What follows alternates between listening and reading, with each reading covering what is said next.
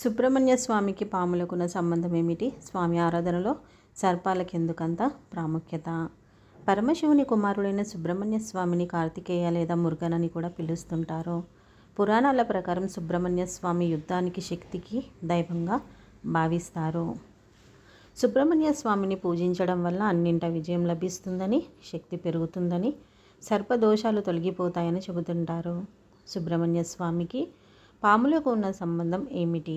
స్వామిని ఆరాధనలో సర్పాలకు అంత ప్రాధాన్యత ఎందుకు? కుమారస్వామిని ఆరాధిస్తే సర్పదోషాలు ఎందుకు తొలగిపోతాయి?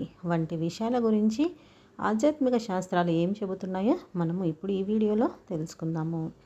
మరి సుబ్రహ్మణ్య స్వామికి సర్పాలకు మధ్య ఉన్న సంబంధము ఏమిటో తెలుసుకుందాము. పురాణాలలో సర్పం అనేది శక్తిని, అంతర్గత శాంతిని సూచించేది. అంతేకాకుండా సర్పం దుష్ట శక్తులను ప్రతీకగా కూడా కొన్ని సందర్భాలలో పేర్కొన్నారు. వీటి ఆధారంగా చూస్తే క్షీరసాగరం మదనం జరుగుతున్న సమయంలో దేవతలు దుష్ట గ్రహాలకు మధ్య భీకర యుద్ధం జరుగుతుంది. ఆ సమయంలో పాములు ప్రతికూల ఆలోచనలతో నిండి ఉండేవి. అమృతాన్ని తామే దక్కించుకోవాలని దేవతలతో పోరాడుతూ ఉండేవి. ఆ సమయంలో యోధుడైన సుబ్రహ్మణ్య స్వామి తన సామర్థ్యం, శక్తులను ఉపయోగించి ఆ దుష్ట సర్పాలను ఓడిస్తాడు.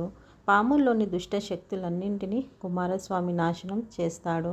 అలా స్వామి చేతిలో ఓడిపోయి తమ గర్వాన్ని కోల్పోయిన సర్పాలు ఆయన్ని తమ అధిపతిగా అంగీకరించి దేవతలపై దాడిని ఆపేస్తారు. సుబ్రహ్మణ్య స్వామి వాటిని తృణప్రాయంగా గెలిచి సర్పాలకు దేవుడిగా మారాడు. అలా స్వామి ఆరాధనల్లో సర్పాలకు ప్రాముఖ్యత ఏర్పడింది. స్వామి పూజలో వారికి ప్రత్యేక స్థానం లభిస్తూ వస్తుంది. వైష్ణవ ఆలయాల్లోనూ సుబ్రహ్మణ్యేశ్వర స్వామి మందిరాల్లోనూ సర్పాలను ఆరాధిస్తుంటారు. అంతేకాకుండా నాగదోషం ఉన్నవారు సుబ్రహ్మణ్యేశ్వర స్వామిని ఆరాధిస్తే ఆ దోషాలు పోతాయని విశ్వసిస్తారు. తెలంగాణ, తమిళనాడు, కేరళ వంటి ప్రాంతాలలో సుబ్రహ్మణ్య స్వామికి సంబంధించిన ఆలయాల్లో సర్పాలను పూజించడం ముఖ్యమైన ప్రాచీన సాంప్రదాయంగా మారింది. సర్పదళ పూజలు లేదా సర్పం సర్వహారాలు వంటి సుప్రసిద్ధమైన పూజలలో సుబ్రహ్మణ్యేశ్వర స్వామికి తొలి పూజ అందుతుంది.